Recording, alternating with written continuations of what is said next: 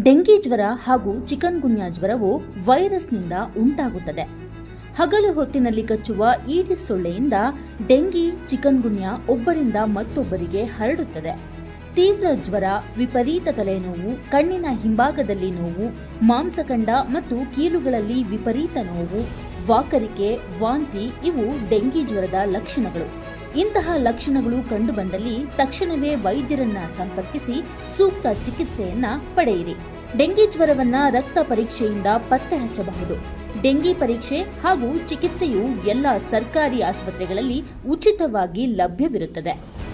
Dengue ಹಾಗೂ ಚಿಕನ್ಗುನ್ಯಾ ಹರಡುವ Aedes ಸೊಳ್ಳೆಗಳು ಮನೆಯಲ್ಲಿನ ಸ್ವಚ್ಛ ನೀರಿನ ಶೇಖರಣೆಗಳಲ್ಲಿ ಉತ್ಪತ್ತಿಯಾಗುತ್ತವೆ. ಆದ್ದರಿಂದ ನಿಮ್ಮ ಮನೆಯಲ್ಲಿನ ತೊಟ್ಟಿ, ಬ್ಯಾರಲ್, ಡ್ರಮ್ಗಳಲ್ಲಿನ ನೀರನ್ನ ವಾರಕ್ಕೊಮ್ಮೆ ಖಾಲಿ ಮಾಡಿ ಸ್ವಚ್ಛಗೊಳಿಸಿ ಪುನಃ ನೀರು ತುಂಬಿಸಬೇಕು ಮತ್ತು ಎಲ್ಲ ನೀರಿನ ಶೇಖರಣೆಗಳನ್ನ ಮರೆಯದೆ ಮುಚ್ಚಿಡಿ. ಮನೆ, ಶಾಲೆ ಹಾಗೂ ಎಲ್ಲ ಸರ್ಕಾರಿ, ಖಾಸಗಿ ಕಚೇರಿಗಳು ಹಾಗೂ ಸಂಸ್ಥೆಗಳ ಒಳಾಂಗಣ ಹಾಗೂ ಹೊರಾಂಗಣಗಳಲ್ಲಿ ಘನತ್ಯಾಜ್ಯ ವಸ್ತುಗಳನ್ನು ವಿಲೇವಾರಿ ಮಾಡಿ ಹಾಗೂ ಘನತ್ಯಾಜ್ಯ ವಸ್ತುಗಳಲ್ಲಿ ಮಳೆ ನೀರು ಸಂಗ್ರಹವಾಗದಂತೆ ನೋಡಿಕೊಳ್ಳಿ. ಹಗಲು ಹೊತ್ತಿನಲ್ಲಿ ವಿಶ್ರಾಂತಿ ಪಡೆಯುವವರು, ವಿಶೇಷವಾಗಿ ವೃದ್ಧರು, ಗರ್ಭಿಣಿಯರು ಹಾಗೂ ಮಕ್ಕಳು ಸೊಳ್ಳೆ ಪರದೆಯನ್ನ ಬಳಸಬೇಕು.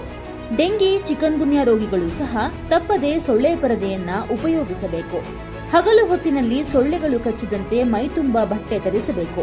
ಸೊಳ್ಳೆ ಪರದೆ, ಸೊಳ್ಳೆ ಬತ್ತಿ, ಮುಲಾಮು, ದ್ರಾವಣಗಳನ್ನು ಬಳಸಬಹುದು.